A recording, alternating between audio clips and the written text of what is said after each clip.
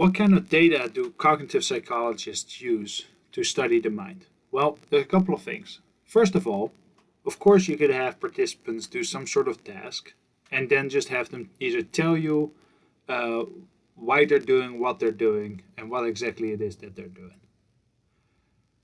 Now, your intuition might be that sometimes people are actually really unaware of what they're doing in the first place, let alone that they would be able to explain to you why they're doing something. But sometimes, nonetheless, it can give us some useful insights. What's frequently used to is an analysis of whether responses or acts are correct given a certain context, and if they're not correct, in what way they're wrong, and if there's some sort of stereotypical way about how people are wrong. Because the idea is that the way in which we do things wrong actually give us some insight into how things are supposed to work in our brain and in our mind as well. And it leads to pretty stereotypical ways in which people end up doing things wrong. So sometimes errors are a source of information and correct responses are a source of information. The more correct people are, the easier it is. Well, why is something easy or difficult? Depends on how your brain is structured and how our mind is structured. Another common source is how long it takes to respond. So you give people some sort of task where they have to identify some sort of feature and they have to respond as quickly as they can.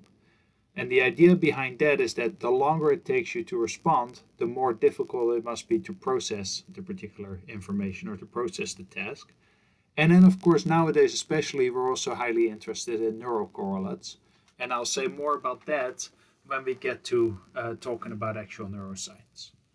So first, let me say a little bit more about how long it takes to respond, because there's a long history of studying that. So, for example, and you don't need to know these names, but to give you some background, Johannes Müller, a German physicist, claimed that the speed of nerve conduction was as fast as lightning.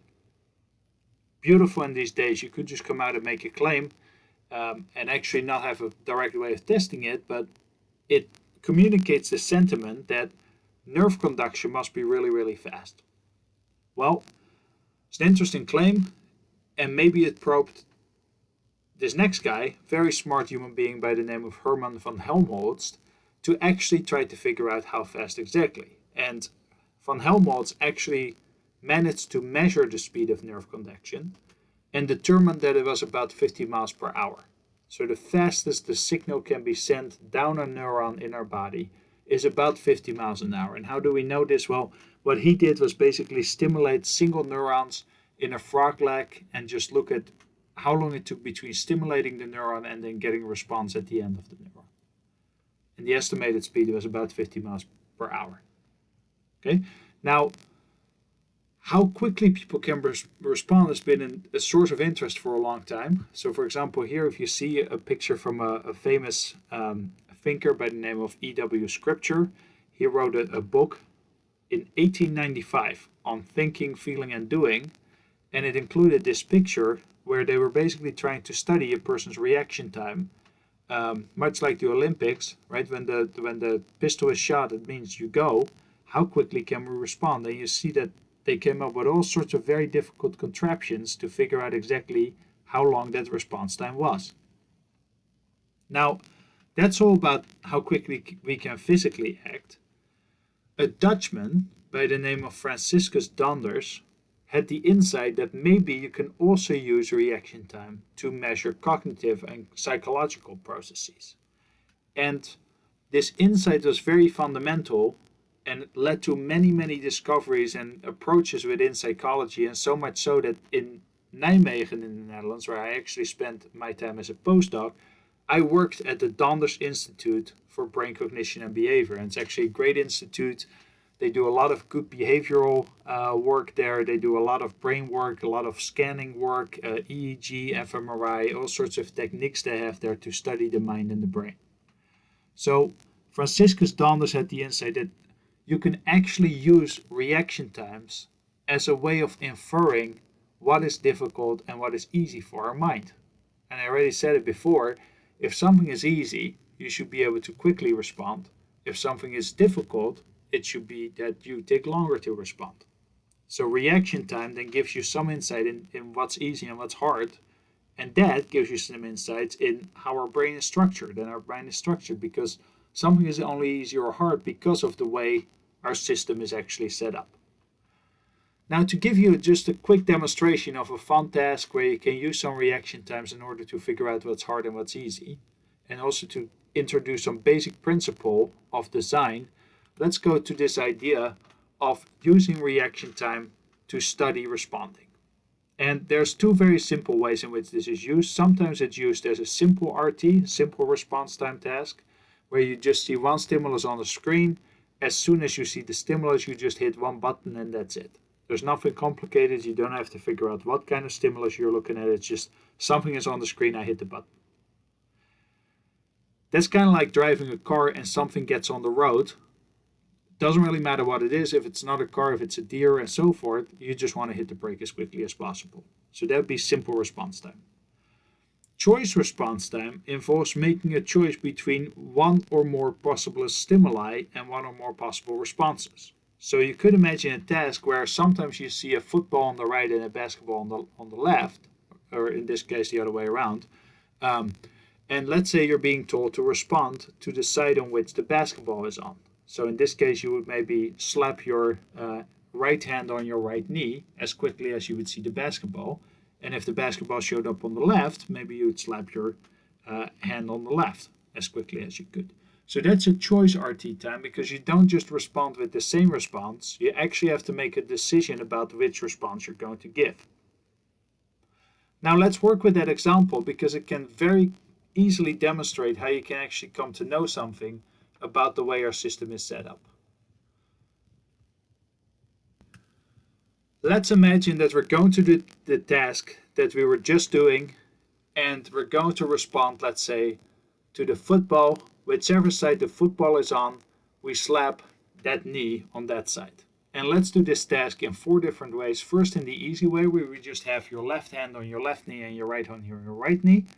And then we'll play around with the arrangement of the stimulus and the response location. So you can see you can cross, and let's say if the football is on the left, you hit your right knee. If the football is on the right, you hit your left knee. Or you can cross your hands and keep the stimuli, the locations corresponding. So that would be a congruent task in terms of the locations of the response and the stimulus. Or we can really make a big mess and cross all of it. Let's do this task a couple of times. First, the easy version. Just get ready and sit down. Doing this myself right now too. Left hand on your left knee, right hand on your right knee. First, you're going to see a cross, and then as soon as you see the football and the basketball, just slap the knee that's on the same side as the football that's being presented. Ready? Let's go.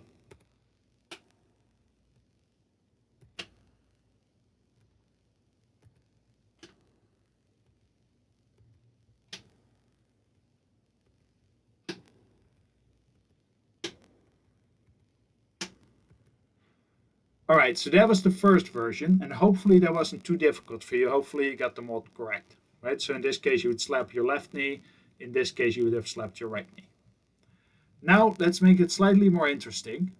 And we're going to do the exact same thing, except we're going to change one thing right now, and that is that we're going to switch the location of the stimulus relative to the response. So in this next version, we're going to do the exact same thing, but if the football shows up on the left side, you hit your right knee. If it shows up on the right side, you hit your left knee. Ready?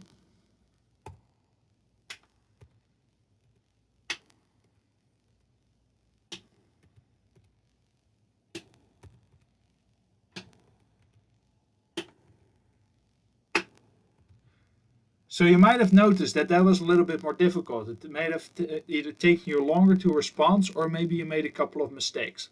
Okay, so that suggests that crossing the location of the stimulus and the location of the response actually causes some problems. Now the second thing we can do is that we can also cross our hands while we actually keep the location of the stimulus relative to the response the same.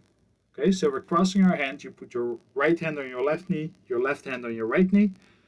If the football shows up on the left, you slap your left knee with your right hand. If the football shows up on the right, you slap your right knee with your left hand.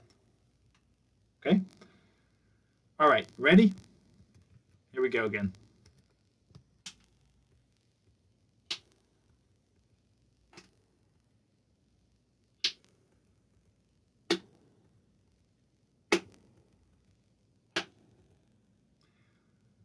So I don't know how you did on that. For me, that was a little bit easier. Now let's do the very last version. Everything crossed. So we're going to cross our hands, and we're also going to cross the location of the response in the stimulus. So meaning the football, first of all, you put your right hand on your left knee and your left hand on your right knee. And now if the football shows up on the left side, you hit your right knee with your left hand. And if the football shows up on the right side, you slap your left knee with your right hand. Ready?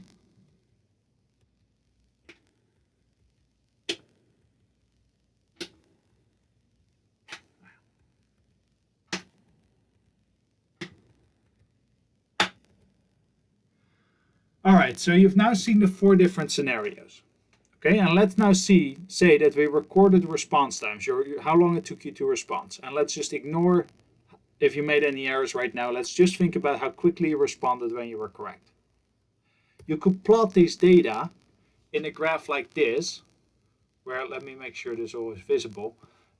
There's 4 different conditions. You either have your hands normal or your hands crossed, and then the location of the stimulus and response is either compatible or incompatible. Compatible meaning the stimulus on the left requires a response on the left, and the stimulus on the right requires a response on the right. Incompatible would mean a stimulus on the left, meaning football on the left requires a response on the right. Football on the right requires a response on the left. So if you had to link these to the correct bars here, the hands normal with the responses compatible would be picture number D is this bar. Hands normal and the responses crossed would be this one, A. Hands crossed and the responses normal would be B, and hands crossed and the responses crossed would be C. And now to just show you that, these would be the actual results. And what you see here is that, not surprisingly, if everything is aligned properly, people are fastest.